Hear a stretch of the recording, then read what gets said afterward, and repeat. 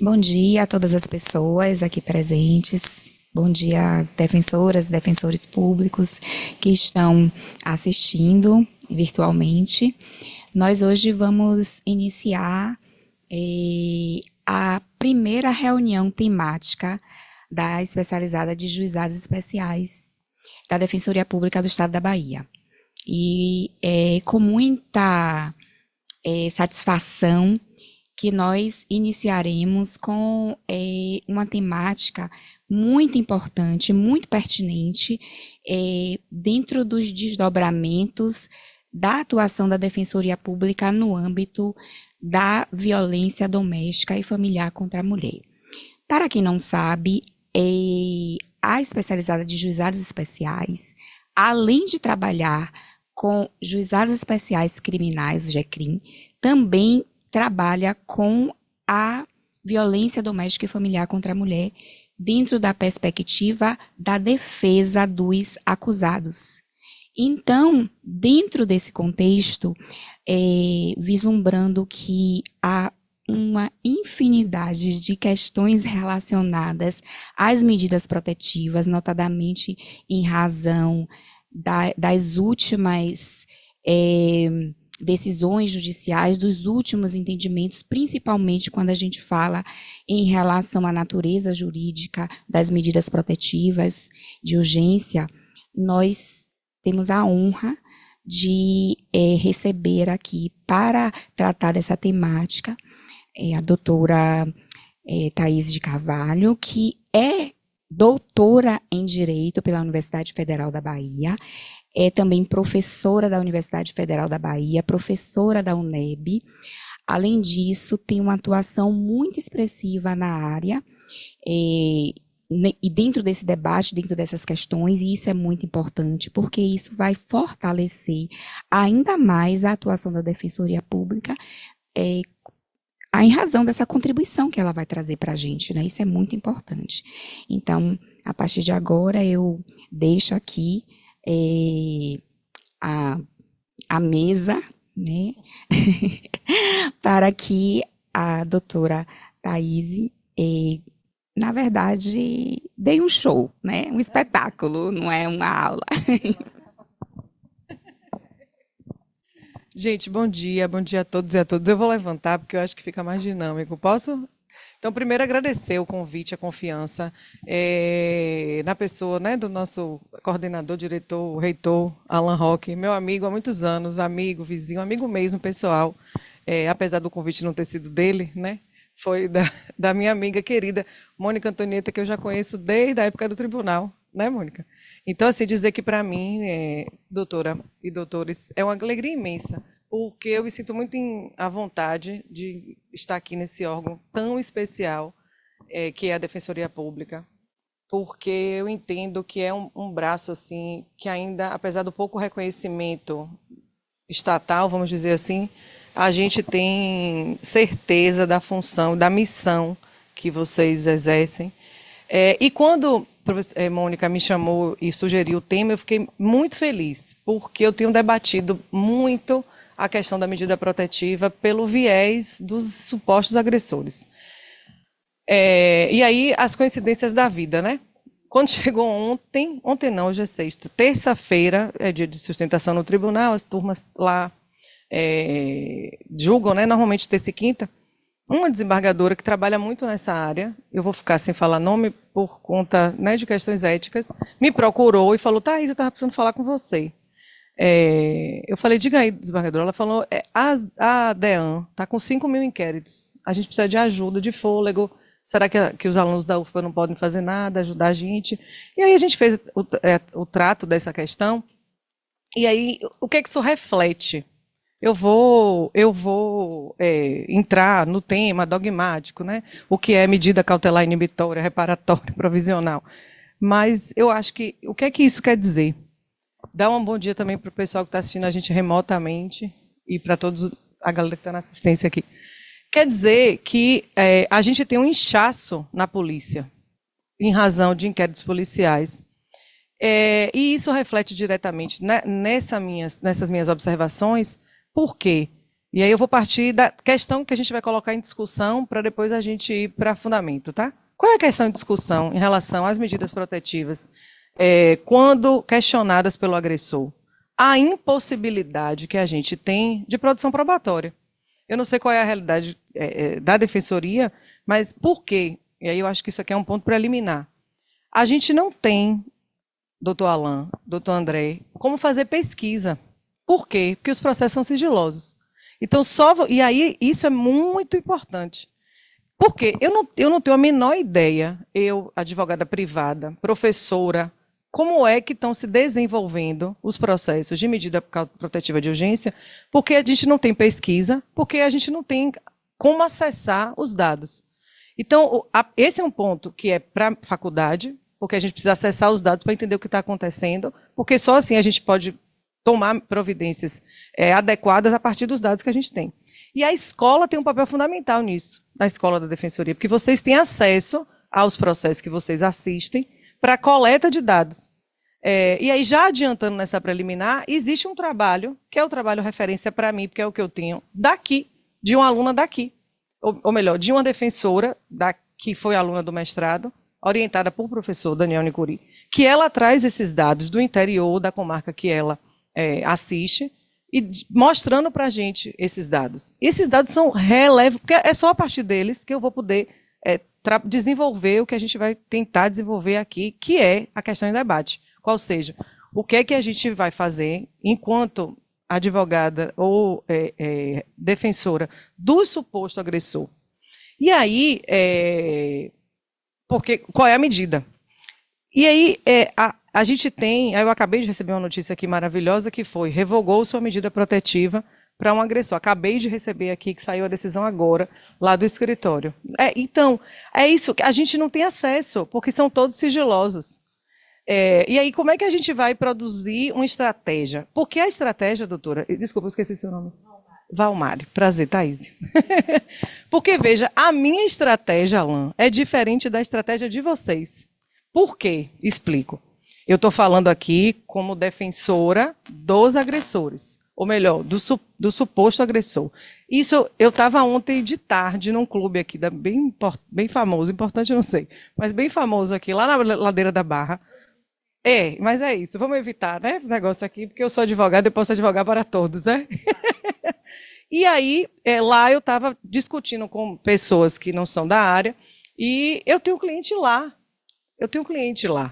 Então, porque os homens são, né, tem que todo mundo esquartejar.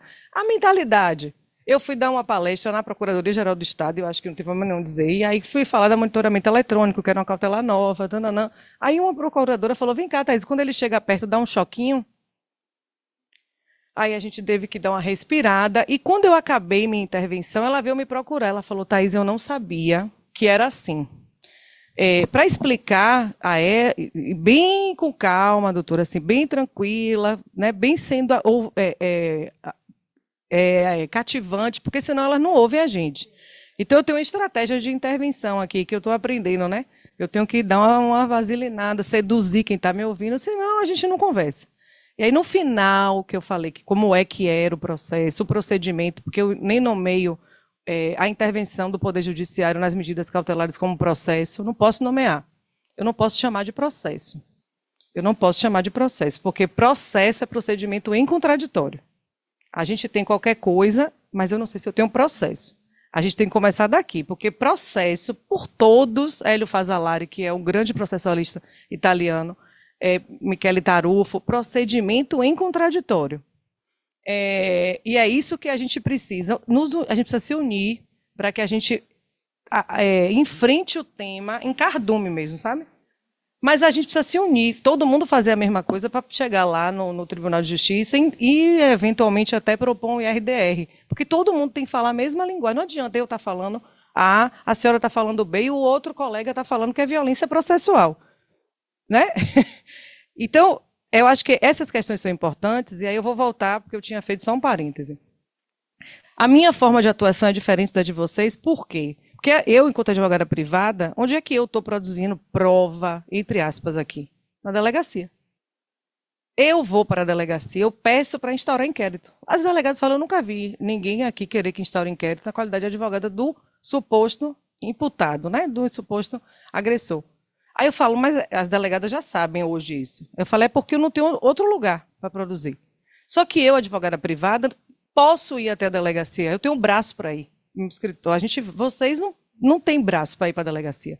Então, quando a Mônica me chamou, eu falei, a minha forma de intervenção não pode ser igual. Defender que faça prova, entre todas as aspas, que eu não preciso dizer que prova é procedimento contraditório, e que em delegacia a gente colhe elemento informativo, mas é o que eu levo para o tribunal, e aí quando o cara chega lá e fala, meu amigo, vai revogar? Não. Vai revogar agora não. Vamos primeiro fazer aqui a cama, colhendo esses elementos informativos, que eu dou o nome de prova, porque é onde eu posso, na delegacia. E aí eu estou na delegacia sábado, domingo, pedindo, pelo amor de Deus, pode ouvir aqui a testemunha, porque é o que eu tenho, eu não posso... A testemunha falando para mim, a gente sabe que a gente hoje tem uma resolução da OAB que me permite fazer uma investigação defensiva. Eu sei disso, mas obviamente que uma declaração que eu colho lá no escritório de uma testemunha não tem o mesmo valor que ela deponha perante a autoridade policial. Então, vou eu para a delegacia pedir para instaurar inquérito, para, ao final, não indiciar, para o MP pedir o arquivamento, para eu aí entrar com a medida no tribunal, que a gente vai discutir se é agravo de instrumento, apelação, rese ou HC, para ir lá na hora da sustentação eu ter o que dizer. Porque eu não posso... Então, eu, advogada particular, a estratégia que a gente está tentando traçar junto com os outros colegas, porque a gente tem que se unir, é o que eu tenho dito a eles, a gente precisa fazer todo mundo a mesma coisa. Porque senão a gente não ganha força, fôlego. É diferente de vocês. Porque vocês não vão na delegacia de história, porque vocês não têm braço para isso. Ah, pronto. Aí se vocês me disserem, Thaís, a gente tem. Se a gente tem, porque delegacia é sábado e domingo, que é o dia que a delegada está de plantão, que ela é responsável por aquele inquérito, e eu preciso levar, eu levo todo o dia que precisar, porque eu sou advogada, estou recebendo, meu contrato é para isso. Mas eu pensei, nessa abordagem, vocês não teriam braço para a delegacia. E aí, o que é que vocês vão fazer?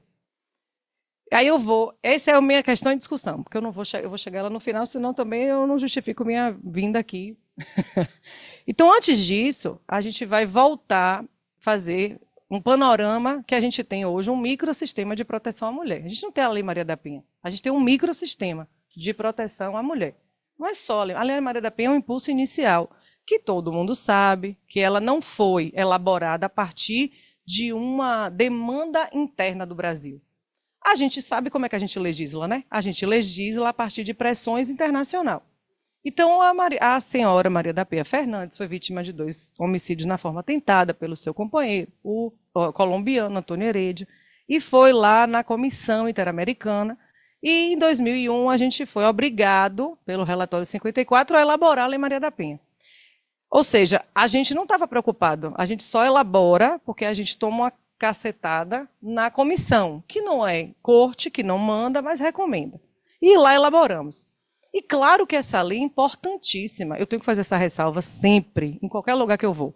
Nós somos todas e todos feministas, nós sabemos da desigualdade, da misoginia, sabemos do machismo estrutural, sabemos de tudo isso. Meu filho tem 8 anos, ganhou uma cozinha de presente. Foi um problema. Para mim, nenhum problema. Mas para a família, da minha família estendida, pessoas do interior falaram, como assim uma cozinha? E por quê? Porque a cozinha significa que ele está fazendo coisa de mulher e coisa de mulher é menos importante. Né? E o perigo é sempre que ele queira namorar com um homem, como é que ele, homem, vai querer? Porque como é que pode? A gente passa por isso, a gente sabe que as nossas histórias infantis, no final, a pequena sereia, para virar humana, ela perdeu a voz. Ninguém para pensar nisso. A gente conta nossas filhas. Eu não conto. Eu falo, ó, não é para perder. Você está vendo aí? Isso aí, tá? Não pode, não. Ela, para virar humana e casar com um homem que ela se apaixonou, ela teve que perder o canto que era o que ela tinha de mais importante. Perdeu a voz. Isso é muito. Carmen Lúcia, né? 2000 anos, todo mundo calado. Não é? Ela perdeu a voz. No final das histórias, para ser feliz para sempre, tinha que casar com um príncipe. Não é assim? E quem conta a gente isso é nossa mãe. Olha que problema. A pessoa mais importante para a maioria das pessoas é que conta na hora que a gente vai dormir. Ou seja, Norberto Bobbio diz que tem duas formas de exercer o poder. Norberto Bobbio, né? Ele vai dizer, um é através da violência. A gente sequestra pessoas e coloca no cárcere. Isso é um fato típico, que é autorizado, isso é a pena, a execução da pena. E a outra forma de exercer poder é através da influência. Então, nossa mãe conta. Então, a gente sabe que esse é um problema estrutural, que a gente precisa na educação moldar, e que está muito difícil, porque eu acho que ainda está muito longe. Mas aí, a partir da Lei Maria da Penha, a gente inova e instaura um microsistema. Porque a gente não tem só a Lei Maria da Penha. Hoje a gente tem o Código Penal, o Código de Processo Penal, que diz que a gente não pode desqualificar, utilizar elementos, né, no júri, no procedimento. Que mais que a gente tem? No Código Penal, o feminicídio, os crimes contra a honra, todos com pena dobrada. A ameaça, acabou de virar, outubro de 24, ação penal pública incondicionada. Tudo isso, o legislativo acreditando que vai resolver esses problemas lá da cozinha, né, do menino que ganha a vassoura e a pá, acho que vai resolver através dessa forma de controle social, formal, que chega depois do bem jurídico ser lesionado. Aí a gente sabe toda a crítica que a gente faz ao direito penal. Mas a gente tem um microsistema de proteção. E esse microsistema de proteção desequilibra a balança, com razão. O poder legislativo, ele vem trazendo um microsistema para desequilibrar mesmo a balança. E dá a palavra da vítima um valor diferenciado. Eu não tenho nenhum problema com isso. E esse microsistema, ele não vai ser reduzido, mitigado pelo que a gente está colocando e discutindo aqui. Ao contrário, o colega outro dia me perguntou, isso aí que você está falando de contraditório vai desnaturar o microsistema. Eu falei, ao contrário, meu querido. O contraditório vai refinar e deixar dentro da proteção quem realmente precisa da proteção. Então, não venha com essa conversa. E os meus colegas homens têm me dito no tribunal, a gente não pode falar sobre isso não, Thaís. A gente homem, porque a gente é taxado de machista, misógino. Eu falei, você não pode não, mas deixa comigo que eu posso. Pode deixar que eu falo, não tem problema nenhum nisso. Porque eu estou certa e eu sou a favor do fortalecimento do microsistema. Óbvio que é. E isso não é nenhuma novidade para a gente, falei para ele. Falei, a gente já tem, desde a década de 90, o direito do consumidor, que é um microsistema que desequilibrou a balança, dando ao consumidor uma palavra relevante e diferenciada. Só que, obviamente, no começo, isso foi utilizado de maneira equivocada. E a gente sabe que a gente tem litigantes habituais de má-fé que usam, tentam usar, e que o sistema refina para dizer esse é, esse não é. Então, essa palavra da vítima, obviamente que ela é diferenciada e tem que ser, porque a gente sabe que os crimes envolvendo violência doméstica acontecem na clandestinidade na maioria das vezes. Sabemos disso. Não sabemos disso? Claro que sabemos disso. A pandemia veio aí, estava só ele e ela em casa. Agora, essa palavra da vítima, que tem um valor diferenciado, ela tem que ser utilizada na hora do deferimento da MPU. Isso a gente está falando de estándar probatório. Quem está dando ao juiz esse entendimento de que o estándar probatório para o deferimento é lá embaixo, existe, mas é lá embaixo, é a lei. O juiz não tem opção. Ele na petição inicial, ele tem que ler, e aquela narrativa tem que encontrar ressonância, minimamente, com o que está lá no artigo 5º da Lei Maria da Penha, violência contra a mulher. E essa violência, esse nível de ato ilícito, que não precisa ser penal, tem que encontrar um grau tal, que é mínimo, mas é um grau tal, para autorizar o deferimento da protetiva. O que é que eu estou dizendo? Alguém, taboca, porque eu não posso dar exemplo aqui, porque senão eu vou atingir, né, amigas, vira para a esposa e diz, não te amo mais, eu quero divórcio. Ela vai sofrer, doutor André? Espero que sim, espero eu, que vai sofrer. Você gostou, né? Vai sofrer. Ela está sofrendo violência só com esse fato? Espero que sim. E tá. Isso é a pergunta que se faz. Na narrativa dessa senhora, quando dá entrada no pedido de... Essa narrativa, ela respalda o deferimento da medida protetiva? O juiz vai utilizar que elementos do direito? Quais são os elementos? Proporcionalidade, necessidade, adequação e proporcionalidade em sentido estrito. Sou eu que estou dizendo isso, não a doutrina está dizendo. Fred Dier já diz isso quando vai analisar as MPUs como espécie de medida provisional.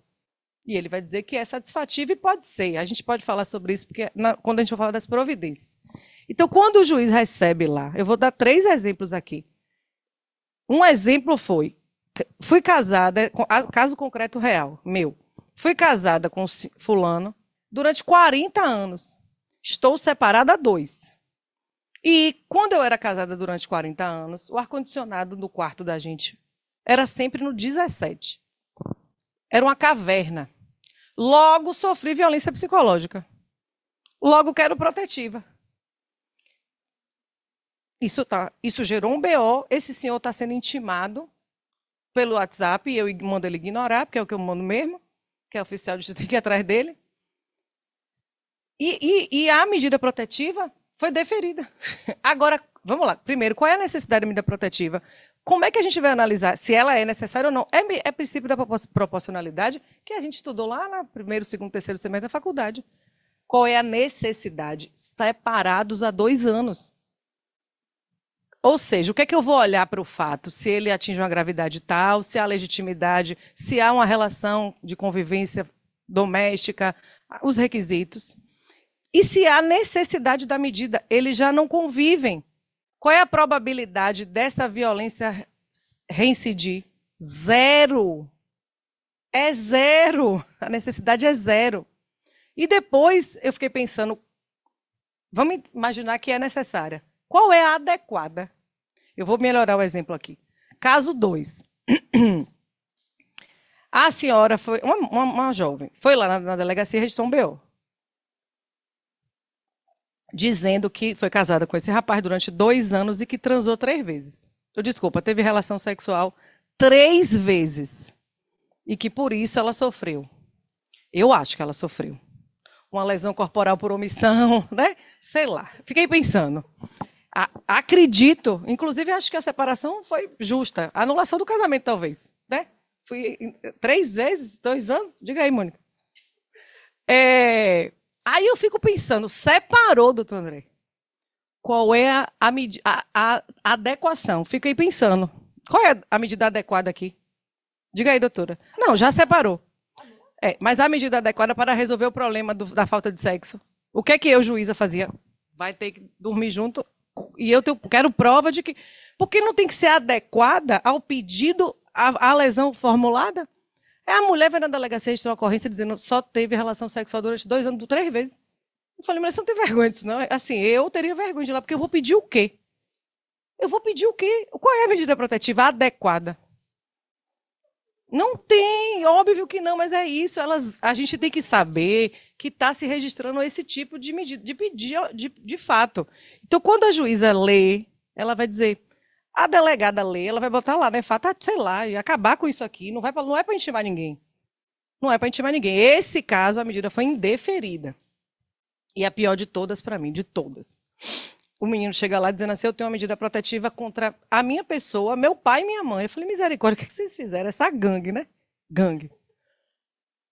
Eu tenho uma filha com essa mulher e ela tem 7 anos que a gente não se fala, não se vê, não se comunica. 7 anos, a menina tem. Eu pego a menina, minha mãe que pega, eu não falo com ela. A menina chega, que esse é um grande problema, essa é a pior que eu já tive na vida. Foi essa que acabou de ser revogada. Tenho que dar essa notícia. E aí, a menina vai para o pai, e a menina de 7 anos diz, meu pai, a minha mãe me bate e barrunfa maconha na minha cara. Porque ela está namorando com o traficante lá do Capão. Beleza? O que que você, pai, faz? O que que você, pai, faz? Exerce sua paternidade. Fazendo o quê? Conselho tutelar, medida, e pede a guarda da menina.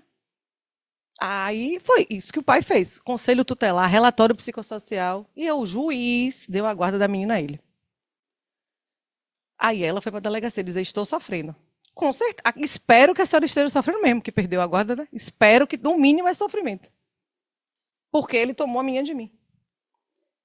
E aí a juíza Salvador, capital, deferiu. Veja, ela deferiu depois de uma galera de acontecimentos. Audiência de justificação, ouviu o MP.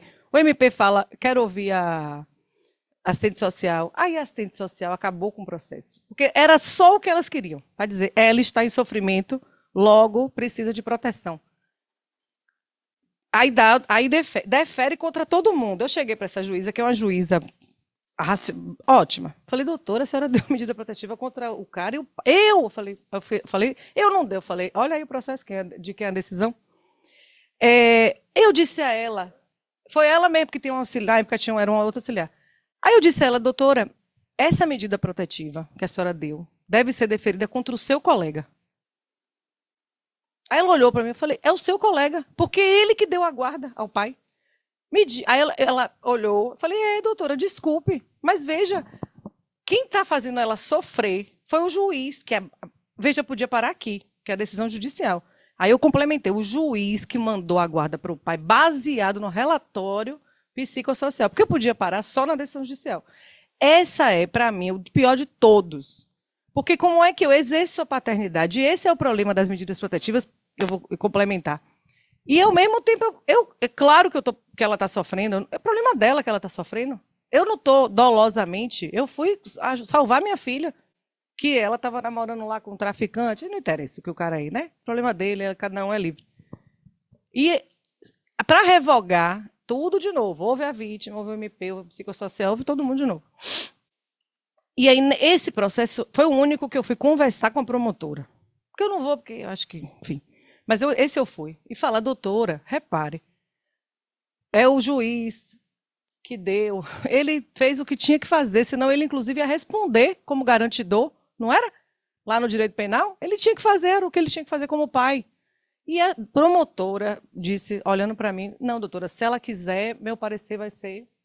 Eu falei, mas aí a gente se desequilibra um pouco, eu falei, mas a gente está tutelando o quê mesmo?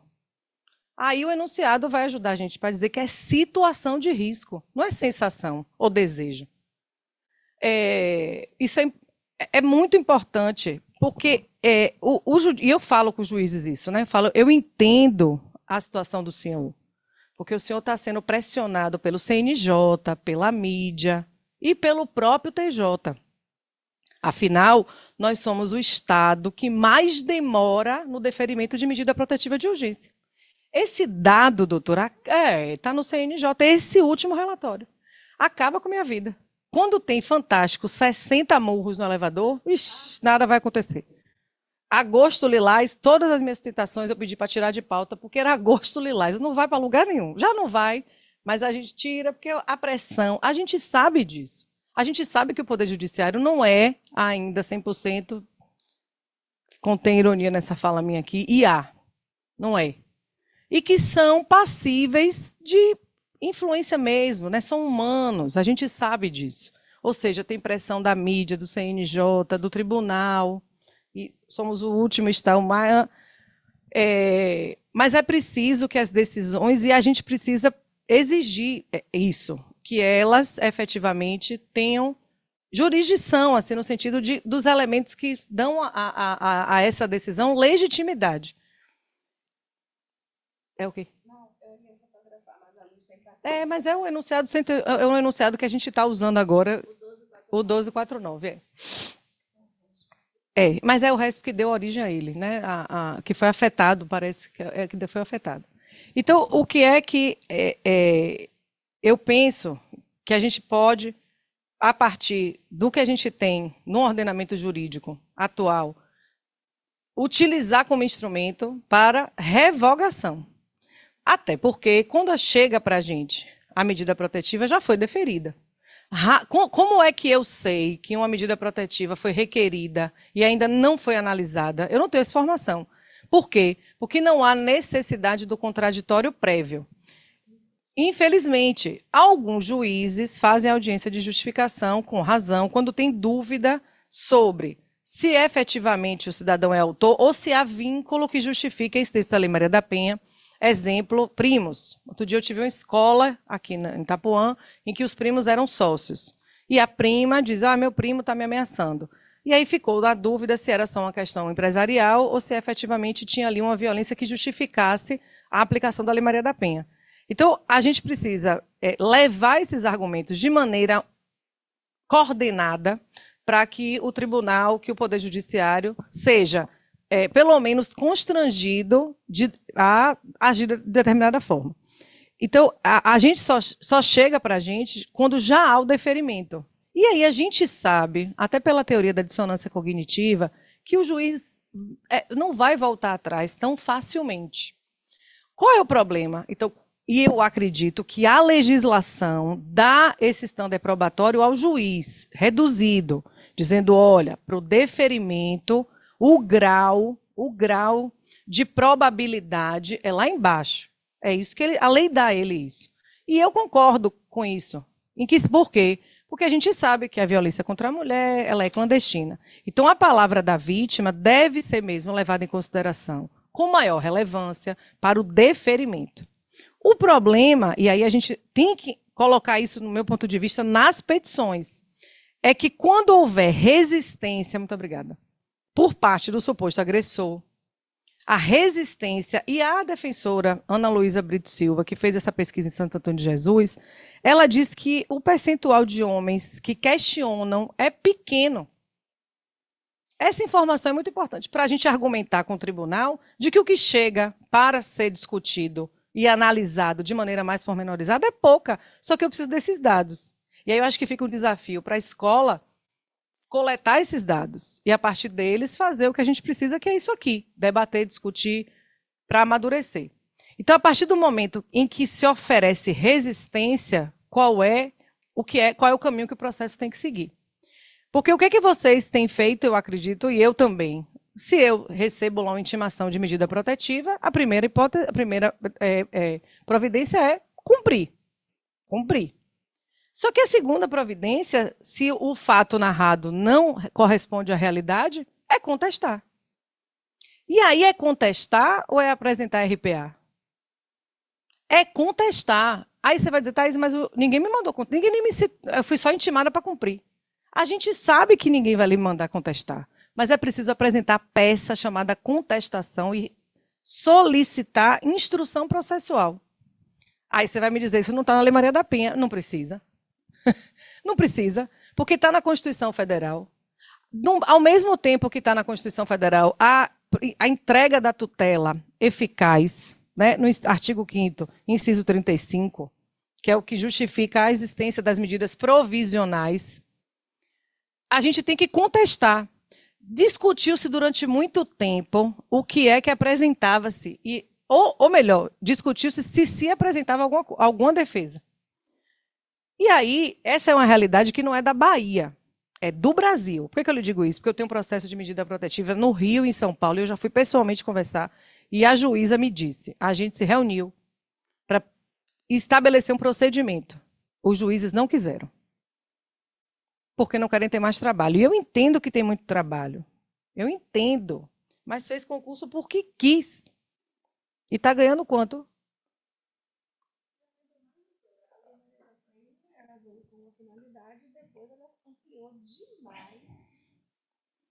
Não é só a lei, o microsistema mesmo, né? Que ela foi sendo alterada e ampliando. E assim, alterando, e cada vez mais, meu olhar não atua mais na área, trabalhando no tribunal, cada vez mais tirando isso aqui, o poder de você. Contestar. Eu só quero contraditório. Eu só quero contraditório. Mas aí, a gente precisa pressionar, porque ele vai dizer não tem instrução. A gente sabe o que ele vai dizer, que não tem instrução. O que é que eu penso? Que a gente precisa estabelecer de maneira coordenada, e, se possível, entre defensoria e advocacia privada. Vamos fazer um teste disso. Vamos chamar o pessoal da OAB, de repente, para dizer, ó, vamos fazer coordenadamente. Recebeu a medida protetiva, todo mundo vai apresentar contestação pedindo e elencando prova. E aí o juiz vai dizer, não cabe. Pronto, aí eu tenho uma decisão que a gente vai para o tribunal. Para forçar o tribunal a refletir sobre o que a gente está dizendo aqui, porque nas minhas tentações eu digo, não tem onde produzir prova. Não me deixam produzir prova, e eu só quero contraditório. E aí a gente vai falar do contraditório como direito, né, de saber participar e influenciar, que esse é, com certeza, a faceta do contraditório, que ainda está pendente de concretização, e vai ficar, que é influenciar. Doutor André, eu entrei com a petição sexta, com 54 páginas, alegações finais no júri. Sexta. O juiz deu a sentença segunda-feira. Ele já estava pronta. E eu achei ótimo que foi favorável, desclassificou. Mas o meu direito a influenciar, primeiro o julgador tem que estar aberto à influência. Ele não tá, isso aí já é um problema, né? Mas eu penso que a gente deve fazer uma cartilha, sabe assim? cartilha, e eles vão negar. E vão negar um tempão, mas a gente precisa ir, ó, batendo no morrinho, porque não é com a primeira martelada, é com a 100ª que a gente vai conseguir quebrar essa pedra. Mas tem que começar a martelada. E isso aqui que eu estou dizendo, tem um artigo do professor Fred Dier, que ele não fala exatamente, mas ele é o que se pode. Porque é o direito a resistir. Então, a partir do momento que eu resisto, como é que a gente vai fazer essa resistência? É RPA ou contestação? A partir do enunciado 1249 do STJ, chegou-se à conclusão de que a medida protetiva de urgência tem natureza inibitória, tá? Ela tem natureza cível. Logo, ela é uma medida provisional de caráter satisfativo. Ela até pode ser, ela pode até ter caráter preventivo, mas via de regra ela é de caráter satisfativo. Só que para isso o procedimento está no 888 do CPC. Tem que ter sentença. Alguém conhece processo que não acabe com uma sentença? A gente precisa questionar isso, porque não tem sentença. E aí cada juiz faz o que quer pelo interior dessa Bahia. Eu já vi juiz suspender, falar lá, uma suspensão provisória, daqui a um ano eu vejo de novo e revogo. Defere e suspende para sair da caixa do expediente. É preciso que alguém comece essa discussão e se estabeleça. Isso a gente vai brigar um tempão aí. Mas em algum momento, é a forma que eu analiso, vislumbro de que alguma coisa aconteça. E a gente só quer fazer valer um direito fundamental, que é esse direito do contraditório de ampla defesa. Então, eu até que é estabelecer, pedir, oferecer contestação, arrolar a testemunha, indicar quais são as provas a serem produzidas, e o juiz vai dizer lá, não existe, está errada, vai embora. E aí a gente só pode levar a matéria ao tribunal se a gente tiver manifestação em primeiro grau, todo mundo sabe isso, proibição da supressão de instância, e aí levar a matéria ao tribunal. O Tribunal de Justiça do Estado da Bahia tem as câmaras, as turmas, né? Câmaras e turmas criminais e cíveis. Eu defendo, inclusive, a criação de um órgão especial que pode fazer, sem problema nenhum, híbrido. Mas é uma defesa que, quem sabe, por condesembargadores que tenham experiência no cível e no crime para tratar da lei híbrida. A Lei Maria da Penha é uma lei híbrida. A gente sabe que tem medidas medidas protetivas que têm natureza cível e que têm natureza criminal. E tem uma defesa pela professora Alice Bianchini, que é uma referência e que ela defende isso. Eu senti muito quando eu ouvi falar, mas é uma defesa que faz da prisão preventiva com medida cautelar processual civil atípica e que, inclusive, para a professora Alice Bianchini, pode ser deferida de ofício, diferente do que manda o 311 do CPP. Quando essa senhora, eu falei, misericórdia, fala isso na coisa, eu digo, ela, pelo amor de Deus. E aí, Fred também defende prisão civil na Lei Maria da Penha. A professora Alice Bianchini, no Tribunal de Justiça da Bahia, quando ela falou, eu saí, eu falei, meu Deus, agora que é o que a gente, né, de ofício, porque a Lei Maria da Penha prevê, e prevê de ofício, doutor André. Quando a Lei Maria da Penha, em 2019, o CPP foi alterado, todo mundo falou, olha, não pode mais prisão de ofício de nenhuma espécie, inclusive a da Lei Maria da Penha. Só que aí a doutrina processualista civil reforçada pela professora Alice Bianchini, gente. Ela é muito importante na nossa área. Inclusive da Bianchini. Inclusive da criminologia, né, doutora Mônica? Que a gente lia, organizava ali. Porque ela veio aqui no Tribunal de Justiça da Bahia falar com uma ex-promotora, Gabriela Mansur. E ninguém chamou a gente para ir conversar, não, viu? Eu falei, a defesa vai falar que horas? A gente está aí. Que horas é que vai opinar? Tem que te chamar para discutir. Aí, isso já era defendido por Fred Dier nesse artigo que dá assim, o start para essa natureza jurídica da medida protetiva. É preciso que a gente... E esse ponto é importante porque essa decisão de primeiro grau que indefere o pedido de instrução, essa decisão de primeiro grau que indefere o pedido de instrução, ela vai ser atacada através de agravo de instrumento. e agravo de instrumento. E que pode, no final, deveria ter uma sentença que caberia a apelação para a gente depois submeter a matéria, inclusive através de RE, de recurso extraordinário, porque está violando o contraditório. Porém, como existe essa possibilidade de prisão, eu nunca vi ninguém colocar em preliminar de HC o cabimento do HC pela possibilidade de prisão, até porque HC não é só para isso, no sentido da liberdade de ir e vir, estar e permanecer, não só de maneira total, mas também de maneira parcial. Então, eu só questiono através de HC. Eu só tenho questionado medida protetiva através de HC. Mas tenho refletido muito em utilizar o agravo até para testar como é que ele seria, qual seria a consequência. Qual é o meu problema pessoal? O meu problema pessoal é que eu conheço as turmas criminais. Então, como eu conheço, porque eu trabalho há 17 anos na área criminal, então eu sei o comportamento do relator de que cada um dos 20. Inclusive, na minha aula de prática penal, eu sou professora da Federal e da UNEB de processo e prática. Não, mas depende de tudo, mas eu estou dizendo que eu trabalho cada desembargadoria com meus alunos de prática, dizendo que eles têm que saber o livro que eles usam nos seus acórdãos. Porque não adianta sair de Auri se o desembargador gosta de NUT. Sinto muito, faço uma reserva mental e cito NUT, com todas as ressalvas que eu tenho a esse senhor. Cito, tá? Aí você cita, eu falo, eu não cito capês, mas NUT eu vou. Porque aqui dá para ir sem violar os meus princípios. Porque eu tenho inteligência e tenho estratégia. Eu não posso citar a Auri, dependendo de quem é. Eu tenho um desembargador que vai se aposentar no que vem, que eu amo, trabalhei com ele, não dá para citar, porque ele não lê, não gosta. Então, nem falo. E eu acho que a gente precisa ter estratégia. Então, eu, Thaís, pessoalmente, só impetro HC, porque eu conheço as turmas. E aí tem um trato ali de estratégia mesmo, de atuação, que é o que eu faço. Mas eu penso que a defensoria deveria criar uma intervenção coordenada, porque o recurso cabível é agravo. Por que é agravo?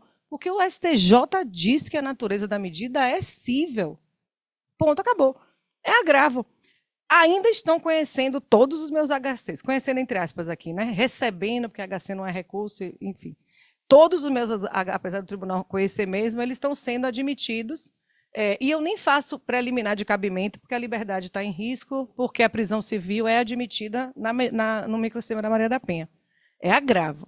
E o que agravo contra o quê? Contra o indeferimento pelo juiz de primeiro grau da instrução. Claro que você pode pedir revogação.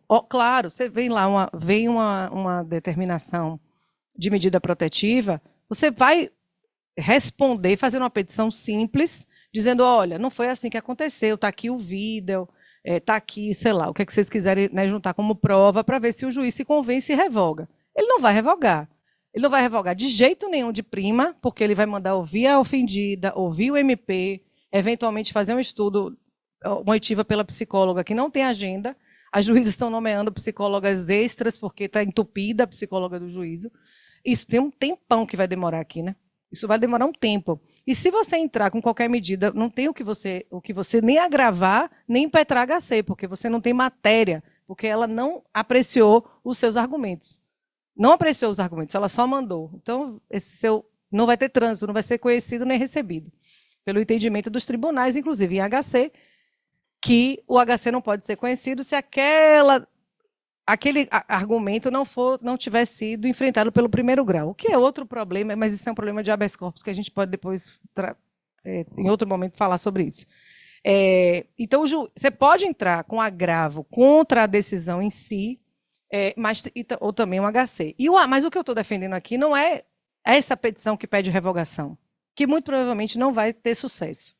Pela teoria da dissonância cognitiva, a partir do momento que o juiz decide, é muito difícil que ele mesmo volte atrás, salvo se tiver assim, realmente uma prova, assim, um vídeo, sei lá, uma coisa muito eloquente, com alto grau de probabilidade.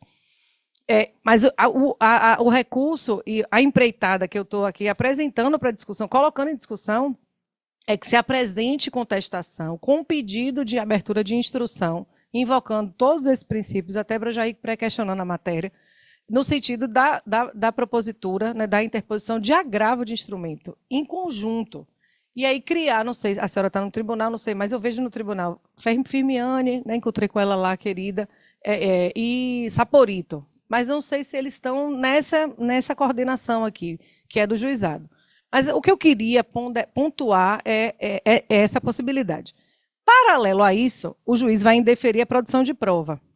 E aí, paralelo a isso, sugerir também, como intervenção da defensoria, o expediente de cautelar probatória. Inaugurar um expediente de produção antecipada de prova. Para quê? Para que você não vai conseguir produzir prova lá na vara, né, na medida protetiva, no procedimento de medida protetiva, que a gente precisa começar a não nomear como processo. Não, perante a própria vara, eu não sei o que é que eles vão fazer com isso, e se eles negarem a vara cível, não é cível, a matéria não é cível, perante a própria vara. Eles vão negar. Aí eu estou antecipando o que eu conheço dos 8, dos 10 agora, dos 10. Ou então perante uma vara cível. Criar um problema, a gente precisa criar um problema. O tribunal decidiu o que vai fazer. Mas aí eu quero que o tribunal me diga, qual é o argumento? Eu preciso produzir prova, eu preciso exercer o contraditório, mínimo aqui. E aí eu pensei nessa saída da produção antecipada de prova, pensando que a defensoria não vai atuar na delegacia, diferente de mim, da advocacia privada. Porque a gente vai precisar produzir prova para esse agravo /HC, para dizer, olha, a testemunha, a filha do casal disse... essa revogação que eu consegui semana passada, revertendo, inclusive, o voto da relatora, ela refluiu, foi porque, diferente da maioria dos crimes, eu tinha na cena do crime a filha do casal. Aí foi fácil o meu trabalho, né? Mais ou menos. Porque a mulher vai na delegacia dizendo, ele me xingou. Aí ele fala, eu não, ela chegou tarde, perguntei onde é que você estava preocupado, e ela pegou a faca para mim. Só que nessa cena, diferente da grande, esmagadora maioria, eu tinha uma testemunha de ouro. Eu nomeei ela assim, que era a filha do casal. Que na delegacia, eu levei domingo, que era o dia que ela podia. E falei, fala aí na juíza. Ela falou, não, doutora, quem pegou a faca para meu pai foi minha mãe. E meu pai foi embora tranquilamente. 65 ele, 45 ela e a filha 22. Essa pergunta todo mundo me faz. Quantos anos a menina tinha? A relatora, cheguei lá no gabinete, eu 22, doutor, estando de direito. Então, quem fala que a mãe é a própria filha. E essa senhora, que foi pedir BO, para afastar o cara do apartamento e da casa de praia, em Praia do Forte, chegou na escola do menor, que são 3 filhos, um de 20, 22, 20 e 11. E o de 11 está com o pai, guarda judicial com o pai. Ela chegou na porta da escola, disse à filha de 22 que não ia buscar, e aí ela chegou na porta, gravando com a polícia do lado. E registrou, o pai estava chegando para pegar o filho. E ela registrou um BO de descumprimento de medida protetiva. Ela disse que não ia e foi. E aí o pai foi lá buscar. Quando viu que ela me ligou, vai embora correndo agora, o senhor. Sai daí correndo. BO de descumprimento. Aí imagine para o juiz, né? O juiz já tem uma medida protetiva e vem um descumprimento novo. Quer mais? Vou lhe dar mais. Ela é síndica do prédio que ela botou o senhor para fora. E esses filhos mais velhos foram levar o filho mais novo na festinha do prédio, de onde morava, que não mora mais, mas continua vendo a mãe. E aí outro BO de descumprimento, dizendo o quê? Quem levou o filho? O ex-marido. Só que ela era síndica do prédio. Aí eu fui na delegacia, falei, doutora, me dá um ofício aí para eu pedir as câmeras. Ela não tem o efetivo para ir lá entregar. Eu falei, me dê que eu levo. Vocês entendem que eu não posso falar isso aqui, porque vocês não têm essa possibilidade. Vocês não têm braço para ir levar a intimação no prédio. Mas eu tenho. Aí ela era síndica. Eu falei, tudo bom, vítima? Ela não sabia quem eu era, né? Ela, ai, como vocês são eficientes dessa DEAN.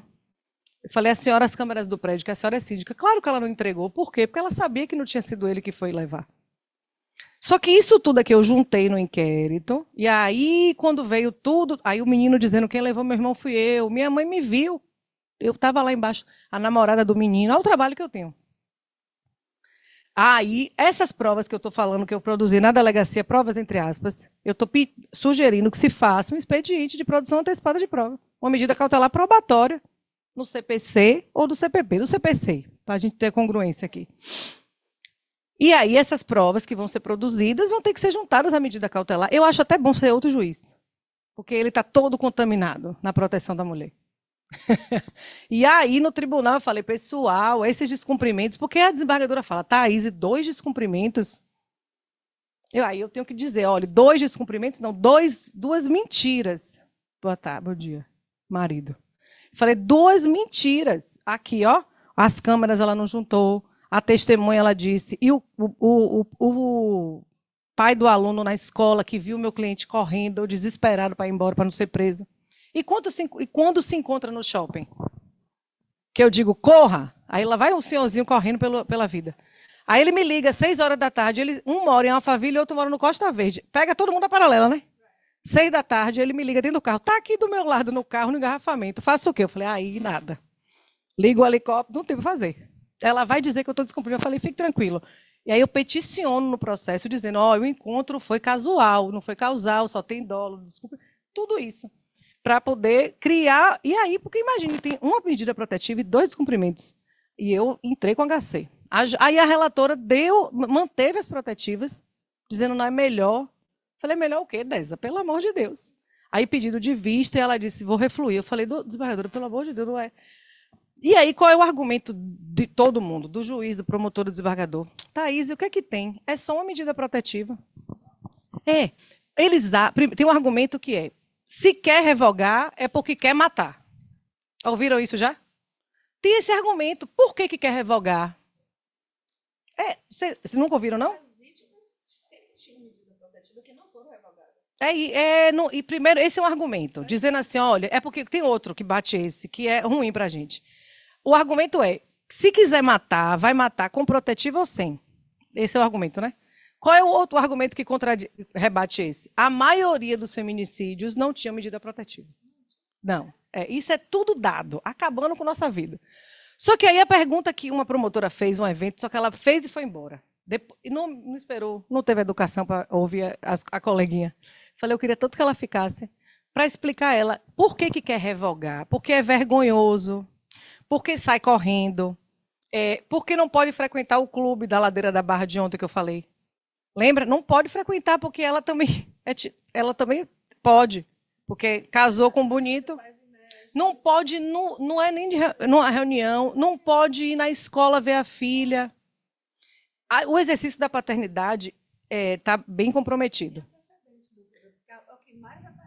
E não pode mais os empregos, né? Porque agora todo mundo consulta Jus Brasil para ver se tem protetiva. E tinha outro, só para não esquecer também, é preciso, aí mais para mim do que para vocês, os advogados precisam ter cuidado com esses pedidos de protetiva, porque eu já fui procurada, hoje não sou mais, dizendo pelos advogados familiaristas, dizendo assim, Thaís, vê aí se não dá para entrar com a protetiva. Aí eu falei, diga aí, minha senhora, qual foi o problema? Ela falou, tudo ele quer saber do filho. Aí eu falei, como é? Tudo quer saber como foi para a escola, se comeu, se está indo para o balé, separaram, né? Aí eu falei, sim, e que bom. Eu que fui abandonada pelo meu pai, falei, meu sonho era que meu pai quisesse saber, lá no Dia dos Pais, que nunca foi, chorava, ficava triste, agarrasada. E aí, qual é o problema? Não quero ficar dando satisfação, tudo. Eu imagine. Eu falei, olha, a senhora não tem direito à protetiva, porque esse senhor está exercendo a paternidade dele. E eu não entro. Por que quer entrar? É para proteger alguém? É para dar uma pressionada no cível, na partilha. A guarda vira unilateral automaticamente, se ela tem medida protetiva, não tem guarda compartilhada.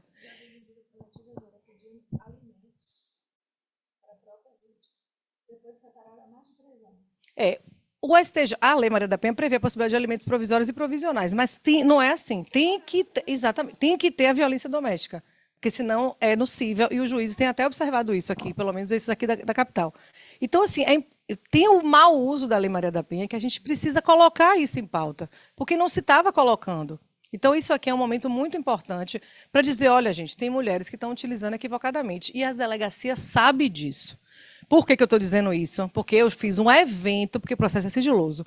E uma das delegadas falou, eu estou indiciando por denunciação caluniosa, doutora Mônica. A gente precisa trocar essas informações. A delegada, e é uma das delegadas mais duras que tem na DEAN, que a gente tem lá 5, essa é a mais, assim, sabe? Distante, fala com a gente assim, eu não ligo para nada disso, eu não me importo, mas ela é. E ela, no evento, disse, estou indiciando por denunciação caluniosa, porque vem o vídeo e mostra que quem estava fazendo era ele, que não foi nada daquilo que aconteceu. Esses dados vão chegar exatamente para que a gente... Elas sabem, quando eu vou lá, a delegada fala, Thaís, metade aqui, essa conversa é sua aí. Eu falei, a senhora assina aqui um papel desse dado que a senhora está me dando? Ela falou, de jeito nenhum. Eu falei, mas eu preciso dessa informação para trabalhar lá na faculdade. E quando eu digo que essas arestas, que a mulher no processo, no procedimento de medida protetiva, ela não pode ser uma super vítima, que a presunção de veracidade é juris tanto. A gente precisa começar a rebater de maneira coordenada, com argumentos iguais, para que o tribunal comece a entender que existe efetivamente o mau uso. Porque a gente não sabe o número de medidas que são indeferidas. E esse número é importante para a gente. O número de medidas protetivas que são não vai chegar em lugar nenhum. Porque não há intimação do agressor, do suposto agressor. Porque quantas medidas que entram e que são indeferidas? A gente precisa desse dado, aí só o tribunal. Porque a gente não vai saber, porque não vai chegar. Não vai chegar. Para a gente entender quais são as narrativas que estão ou não sendo aceitas, para na hora que a nossa for aceita, o tribunal der, a gente saber, olha, era parecida com essa daqui que não deu. Então, tem uma caixa preta pelo nome da caixa mesmo, não é? Né? As expressões racistas. Esse universo, a gente não tem acesso. E aí eu montei um projeto para a gente, na faculdade, em convênio com o tribunal, abrir para que a gente possa fazer esse estudo, essa análise. Porque esse era um tema não quisto, era um tema não grato, que é uma mulher que todo mundo... Na minha faculdade, se vocês olharem as professoras que tem lá, todas advogam na área pró-mulher. E tem que defender, eu também faço, eu faço, só que tem que chegar para mim algo que eu realmente visualize, que aquele ato ilícito, e até que causa dor e sofrimento, atinge um nível tal que justifique um pedido de medida protetiva de urgência. Ou seja, ela está sofrendo porque não teve relação, porque o ar-condicionado, porque a guarda foi deferida, porque o cara perturba. Mas isso tem que ser um ato ilícito que chateie e que alcance esse nível tal. Isso tem que ser debatido. Porque nesse caso do HC que eu falei, dos 2 descumprimentos e da faca que ela pega para ele, o meu argumento no tribunal é o fato não aconteceu. Não é se o fato encontra esse grau ou não. O fato não aconteceu. E é por isso que eu vim pedir a revogação. Porque eu provei em sede de delegacia, e lá eu falo provei aos berros. Digo que é prova mesmo. O pessoal às vezes nem sabe isso lá de direitinho, que é uma coisa e outra. Brincadeira, brincadeira. E aí eu falo, o fato não aconteceu. Pronto. Pronto assim, pedido de vista, porque a gente sabe que quando dão uma palavra a gente na tribuna, a gente está perdendo. A gente sabe disso aqui, porque eu tenho que falar isso aos meus alunos que chegam lá para sustentar achando que estão ganhando. Eu falo, você está perdendo, viu? Porque se deixar sustentar, o bicho está pegando. Eu não sei se era isso, Mônica, o objetivo. Mas nessa 1 hora e pouquinho que você deixou, eu acho que é mais isso. Você colocar a situação, traçar alguns caminhos possíveis, de repente, e para até um segundo tempo. Eu estou à disposição da Defensoria sempre, para tudo. A Defensoria é um órgão que tem um lugar muito especial no meu coração. E é isso que eu... Ah, muito obrigada. Gente, estou aberta aí à discussão, à pergunta, como vocês quiserem. Muito obrigada. Eu dei um susto em doutora Isabela, você nem está sabendo na garagem. Me deu uma buzinada. Ela achou que eu ia bater de ré. Muito obrigada, doutora Thaís, pela excelente palestra. Como eu disse, seria um show, né? E foi. Inclusive, doutora Daniele, que está assistindo de forma virtual, já elogiou a palestra. E aproveitando, né, justamente todo o gancho, E doutora Daniela é uma das defensoras que faz esse pedido de oitiva do suposto autor do fato, no caso das medidas protetivas, né, do requerido, né, para a gente. E lembrei muito da atuação dela, porque em determinado momento tive contato com os processos em que houve a sua atuação e realmente ela faz esses pedidos, né, do contraditório, enfim, isso é muito importante, né. Assim, eu pontuei algumas considerações finais, levando em consideração o que a doutora falou, e vou abrir para perguntas depois, certo? Então, assim, uma das questões mais importantes que a gente precisa observar é justamente a questão do interesse, né, interesse e adequação, interesse e utilidade, né, levando-se em consideração a questão da atualidade da medida. Então, isso, doutora Thais deixou bem claro aqui. E a questão de provocar o contraditório. Então, através de contestação, como eu informei, o contato que eu tive, né, da atuação da defensora pública, que tem uma atuação na terceira vara de violência doméstica e familiar, ela sempre faz esses pedidos, né, atendendo à solicitação dos requeridos, notadamente porque eles querem realmente falar, né, enfim, então isso é muito importante. Então, para, né, as defensoras e defensores, fica a dica, né, assim, uma dica muito importante da gente provocar esse contraditório através de contestação, que, enfim, é feita aqui através de petição simples, mas aí a gente tem essa possibilidade, e levando-se em consideração essa decisão importante do STJ em relação à natureza jurídica da medida protetiva de urgência, né? Eu, particularmente, não concordo, né? Mas, enfim, quem sou eu diante de Fred Didier, né? Então, é isso, né? A gente tem que calçar o sapatinho da humildade, enfim. Sim, claro. Não só ouvir, mas também indicar testemunho de meio de produção probatória. Porque ela vai ter a palavra dele, vai manter, porque a palavra dela tem, pela lei, maior relevância. Então, é essa prova de pessoas desinteressadas, chamadas testemunhas, e outras que for perícia, pedir geolocalização, câmeras, porque essa justificativa é a única coisa que a gente conseguiu. A única coisa. E eu estou para além disso, porque vai ter a palavra dela, a palavra dele, vai manter, porque é dela pela lei, pelo ordenamento, pela jurisprudência. E aí, esse enunciado, se você puder colocar de novo, tem um momento dele que eu crio aqui, eu dou uma interpretada. Se a gente olhar lá embaixo ali, tá vendo? Eventualmente, não se submete a prazo obrigatório. Aqui, ó, o inciso 4º do enunciado. Vai dizer que não se submete a prazo obrigatório revisão periódica. Ou seja, aquele negócio de 6 meses, é 6 meses, mas só pode ser revogado quando o juiz revogar, né? A pedido do interessado, quando constatado concretamente o esvaziamento da situação de risco. Essa última frase é a mais importante, porque ela tem que ser interpretada por dois lados, que é a revogação deve ser sempre precedida de contraditório. Exato.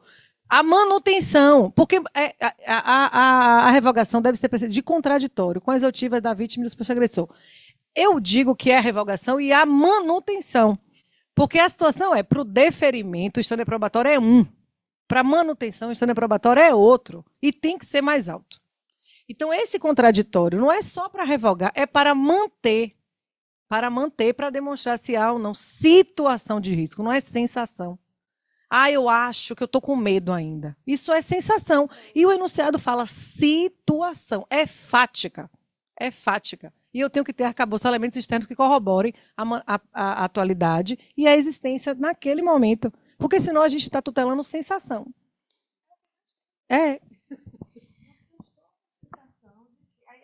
Eu estou ainda me sentindo insegura. Aí elas vão sendo prorrogadas. E porque para a juíza não é nada demais, doutora. É só seu cliente que está ali com as restriçõezinhas. A mulher pode morrer. Aí o argumento não é um argumento de direito. É um argumento de autoridade, é um argumento de... Pode ser que... Aí não é qualquer coisa menos racionalidade. Isso. Um outro Desculpa. ponto. Só para poder a gente fechar aqui, desculpa, não. Aqui tá, esse bate-volta aqui é muito importante, né? Para a gente fechar, tem uma questão muito importante aqui que assim, dialoga com a atuação dos juizados criminais, né? Que é justamente o reconhecimento da denunciação caluniosa. Então, assim, quando a gente tem esse reconhecimento, isso para a gente é melhor, né? Enquanto defensoria, por quê? Porque, assim, a gente percebe uma quantidade muito grande de queixas de calúnia no GECRIM, né, decorrente justamente da narrativa da mulher na medida protetiva de urgência. Então, assim, tendo esse caráter híbrido, é óbvio que dá para a gente tirar aqui uma denunciação caluniosa, que para mim é muito mais grave, né? É muito mais grave, então, para mim, eu acredito que seja muito melhor do que a calúnia nos juizados especiais criminais. E é óbvio que é uma demanda também que chega para a gente nos juizados especiais criminais, né? O doutor Fábio sabe disso. E, assim, causa, né, um certo volume de trabalho, e, ao final, os juízes, né, em razão até da provocação do Ministério Público, acaba encaminhando, né, enfim, os autos para a Justiça Comum, em razão, né, do reconhecimento da denunciação caluniosa e não do crime de calúnia. Enfim, né? Então, isso aí para a gente saber que as delegadas já estão com esse entendimento, isso é muito bom, porque já vai trazer um volume menor de atuações nos juizados especiais criminais, né? Que essa também era uma atuação da gente, né? Porque e isso traz um problema muito grande, porque neste momento a vítima está sendo assistida pela Defensoria Pública na medida protetiva, o requerido, né, que passa a ser a vítima no juizado especial criminal. Então, isso traz um problema para a gente, porque o defensor que está substituindo na violência doméstica, porque está no núcleo da gente, ele já teve contato com a defesa do acusado, que está acusando a vítima lá no juizado especial criminal. Então, isso é algo que para a gente, né, havendo esse entendimento de que realmente a denunciação caluniosa, a despeito dessa natureza híbrida agora, enfim, isso para a gente traz até um conforto maior, né? Então, essa é uma notícia boa aí para o doutor Fábio. Muito obrigada, doutora Thaís, por trazer essa posição. Aí tem duas observações. A primeira é que tem BO que não vira inquérito e é calúnia mesmo. Quando vira em procedimento, que ao final se verifica a mentira, né, aí é denunciação. E era outra coisa que você falou que eu ia comentar. Eu tive uma queixa-crime rejeitada agora, recentemente, sob o fundamento de violência processual. E eu estou pessoalmente chateada. Eu estou pessoalmente, porque acusar meu cliente de violência processual, eu também estou praticando. Exatamente. E a situação foi, ele paga R$25 mil de pensão ao filho. R$25 mil. Minha sustentação, eu vou contar, 1, 2, 3, 4, 5, 6, 7, R$25 mil de pensão. E a moça, médica, igual a ele, registrou um BO dizendo que abandona o material.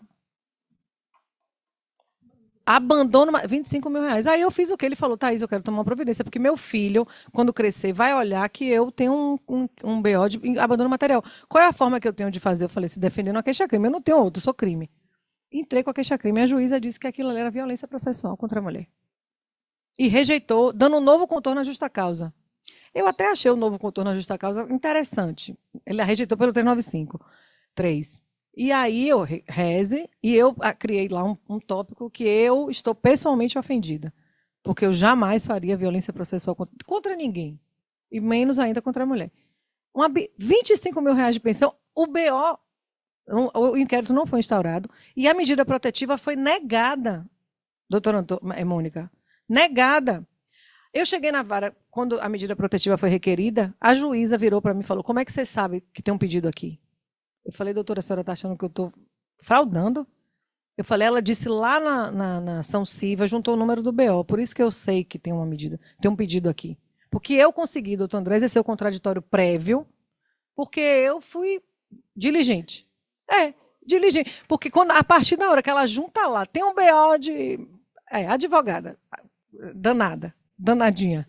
Eu falei, fui lá da DEAN, falei, cadê o BO? Cadê o número? Foi para a vara tal. Aí eu interceptei e falei, peraí, aí juntei tudo que ele paga. Aí a medida foi indeferida, ou seja, a calúnia mesmo, não teve instauração de nada. E aí a juíza me disse que eu pratiquei violência. Tá bom para a senhora? Mas eu estou muito chateada. Isso. É só para deixar registrado que essa denunciação caluniosa, ela vem também. Nesse BO que eu falei, que a filha disse que a mãe que pegou a faca, a delegada não indicia o homem e sugere a ameaça. Ela sugere ali.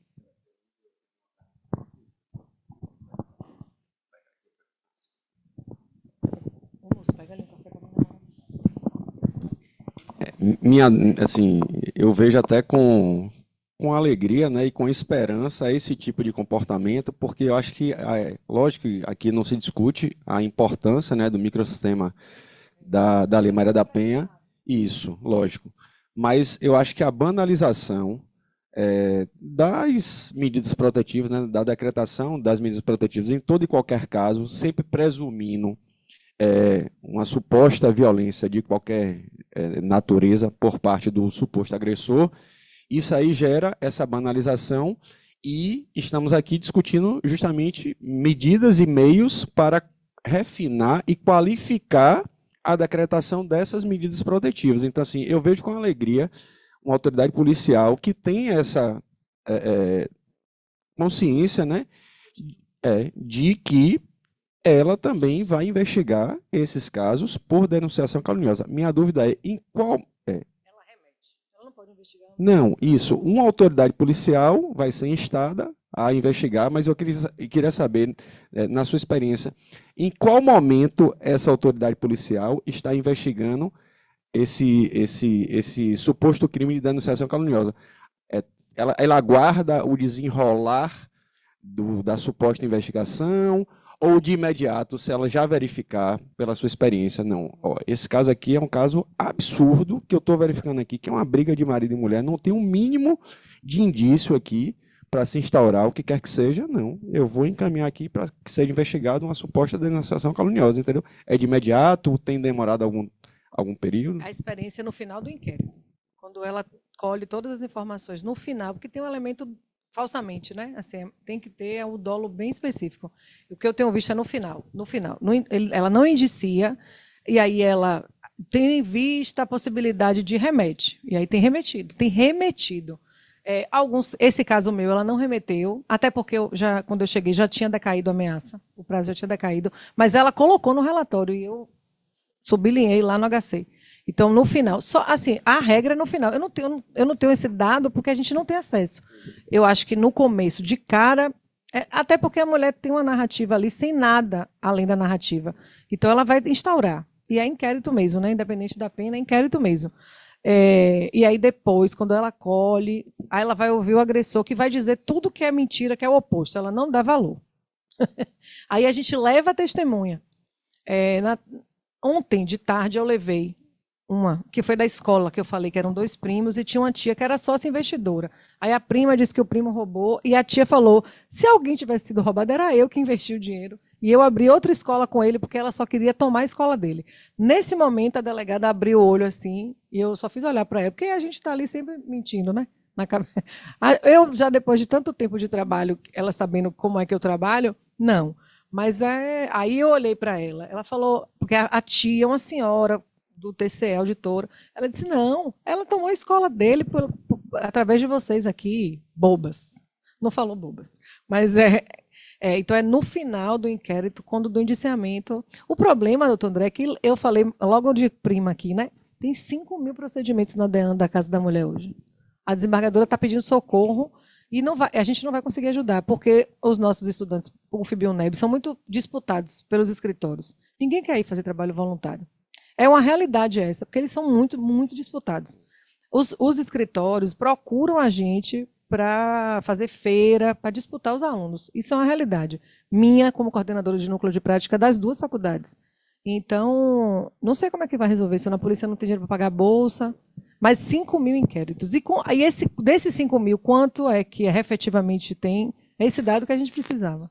E assim, doutora Thaís, essa questão da banalização das medidas protetivas, eu acho que passa também pela conscientização dos juízes e, enfim, operadores de direito como um todo que atuam na área, advogados também, promotores, defensores, para saber que, assim, a senhora falou aí, palavras do juiz, mas é uma medida protetiva. Não, uma medida protetiva significa muito. Restrição de direito. Justamente para um pai de família. Exatamente. Então, assim, eu, como defensor na área criminal, minha titularidade é em uma das varas, aqui na primeira vara de crimes contra criança e adolescente. Então, eu atuo... Doutor Arnaldo. Isso, doutor Arnaldo. Com situações de medidas protetivas, só que num grau mais grave. Então, eu vejo, em alguns casos, brigas de ex-marido e ex-mulher, né, de um casal que se desfez ali, em que há o objeto daquele litígio, você vê que tem uma questão mal resolvida ali entre marido e mulher, e que há ali uma acusação de um suposto crime de natureza sexual. E eu costumo dizer sempre, tão grave quanto é o cometimento de um estupro de vulnerável, por quem quer que seja, é uma falsa acusação. Eu sou pai de uma menina. Então, assim, eu jamais imaginaria eu ser acusado de um crime sexual do qual eu não cometi contra a minha filha e uma acusação partindo de minha, digamos, ex-mulher. Entendeu? Então, assim, é muito grave isso. Uma medida protetiva para eu não me aproximar da minha filha ou da minha ex-mulher, situação hipotética, seria algo muito grave para mim. Então, assim, isso ser deferido sem um contraditório, com a mera palavra de uma suposta ofendida, isso é muito, assim, isso é muito grave. Então, os juízes também, os operadores do direito, têm que ter essa noção de que não é uma mera medida protetiva. É algo muito relevante para a vida da pessoa. Então, assim, um pai, ele pode pensar, juro, assim, até assim, eu vou me matar, porque é uma acusação tão grave. Fica imaginando na cabeça daquela pessoa o que é que meus vizinhos vão imaginar, o que é que meus amigos vão imaginar, o que é que minha família vai imaginar, entendeu? É muito acabou, complicado. Né? Outra namorada, acabou. Justamente, a vida daquele... E assim, eu já atuei em casos em que os réus foram absolvidos. Assim, eu tive um assistido em específico que ele vinha, assim, o Ministério Público ao final do processo chegou até a pedir absolvição, a defesa logicamente pediu absolvição e ele foi absolvido. Mas ele vinha rigorosamente todas as semanas para saber se o processo dele já teria sido julgado. Só que aí, graças a Deus, ele foi julgado. Mas a gente não vai aqui ser inocente de imaginar que aquele indivíduo, pai de família, que foi supostamente privado e tinha medida protetiva no caso dele, ele passou 2 anos sem poder se aproximar da filha, já foi na idade, que acho que a menina tinha 2 anos, de 2 a 4 anos.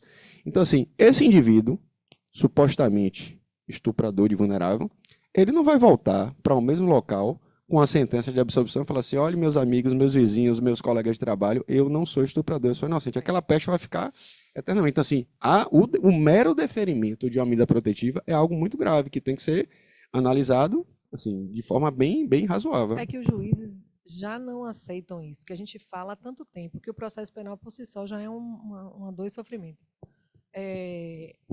Tem uma passagem de um livro que eu gosto muito, chamado O Avesso da Pele, de Jefferson Tenório. Gosto muito, porque eu acho que a arte consegue atingir a gente de uma maneira definitiva, né? E aí tem uma passagem do livro que ele fala, ele queria comprar uma jaqueta de couro preta, o personagem, né, principal, que é um homem negro. E aí ele compra a jaqueta preta. No dia que ele compra, ele é revistado pela polícia. E ele passa o maior constrangimento numa praça pública, ele pega a jaqueta e joga fora. E ele diz, quem assistiu a cena, olha e diz, ele é criminoso e a polícia não achou desta vez. Ou seja, esse homem que foi acusado, ele não é um inocente. A polícia não foi condenada porque não provaram. Mas se houve o processo na cabeça do leigo, essa cena é bem emblemática, porque mostra isso, assim, né? Quando alguém é revistado no ônibus, ele não e encontram livros na mochila, que é outra cena desse, que o pai do narrador é um professor e morreu. Quando ele volta para o ônibus, as pessoas que estão em volta, que viram o baculejo, não ficam chateadas com a polícia, se afastam dele, porque entendem que a polícia foi, porque a polícia tem expertise, tudo aquilo que a gente fala de busca pessoal. Então, é isso que você está falando, faz total sentido, e eu lembrei da cena por conta disso. Porque não condenou desta vez, mas ele é, muito provavelmente, um estuprador de criança. É isso. Gente, eu vou dar 11 horas, eu preciso ir. Mas... a senhora falou em prisão civil. Isso. Em toda medida protetiva, quando ela é descumprida, a medida da prisão é civil? A natureza jurídica dessa prisão começou a ser discutida já lá atrás, antes do enunciado. Sim. Porque nesse Eu só vou justificar o porquê. Ele já falava que essa prisão era de natureza civil, apesar do entendimento de que não pode mais... A senhora já acompanhou pessoas presas? Não. Eu já, doutora. Eu... São tratadas. Você fala da Maria da Penha, né? Sim, da Maria da Penha. Não, porque eu já acompanhei presos... Não, Maria da Penha. Estou falando daqui. Eu já acompanhei, eu já vi. Eles são tratados da mesma forma que pessoas que são presas em flagrante, cometendo homicídio, como pessoa comum. Uhum. Ali, nas 2 delegacias de proteção à mulher. Eu já vi. E é algo desumano. Não é a prisão civil de quem deve alimentos. Não é. Que é tratado diferente. Não. É igualzinho a uma pessoa que realmente está cometendo um delito grave de acordo com o Código Penal. Eu já acompanhei muitos. E já tive muitos pedidos para retirar daquele ambiente, daquela forma. E eu já fotografei, inclusive. Por isso que eu quis fazer essa pergunta. Eu não concordo com ela, não. O entendimento de Alice Bianchini de Fred perigosíssimo, mas é um entendimento que está bem se consolidando, inclusive o deferimento de ofício. Que a gente já... mas não, pelas instâncias. Essa é uma sui generis no meio do caminho ali, né?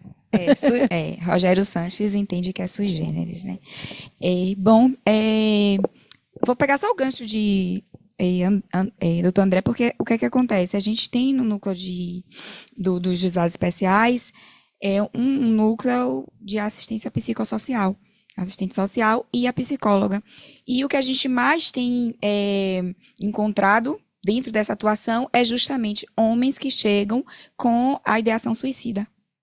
Então, assim, a gente tem encaminhado, Meire, a nossa psicóloga, tem cursos, inclusive, doutor Alain, cursos como de capacitação para a facilitação em grupos reflexivos, que agora tem uma nova nomenclatura pelo CNJ, né? Então, são grupos transformativos, né? Então, e a Defensoria Pública do Estado da Bahia tem grupos reflexivos distribuídos nas regionais, né? Pelas regionais, e tem também aqui na capital. A gente tem um grupo reflexivo de homens que faz justamente atuações no sentido de acolhimento e também buscando essa transformação e através do processo de reflexão. E isso é muito importante. Só que, para além disso, o núcleo também tem esse acolhimento com a psicóloga e eles têm saído do atendimento e alegam que saem mais leves, enfim, né, com mais esperanças, né. É óbvio que é um atendimento diferenciado, né, em relação à questão da advocacia, e isso é que faz a Defensoria Pública não apenas ser uma atuação de advocacia pública, mas de um serviço voltado, né, à construção e desconstrução, né, de situações paradigmáticas, né? Isso é muito importante. Olhando isso aqui, eu lembrei realmente das minhas atuações e, inclusive, vi no interior. Não sei se em todas, mas a grande maioria que eu vi da medida protetiva concedida, um dos itens é que o homem cumpra a participação em grupos reflexivos. Ele ainda nem sequer, não se ouve nem a discussão se não é e tal, mas já está lá na medida como uma das condições. Isso é consequência da condenação, não é? Na legislação penal. Isso é outro problema. Pois é. Com razão. Não tem culpa formada, né? Mas já está lá com condições de cumprimento. O tal do LEF. Maravilhoso o LEF. Então, a gente, o LEF é ótimo.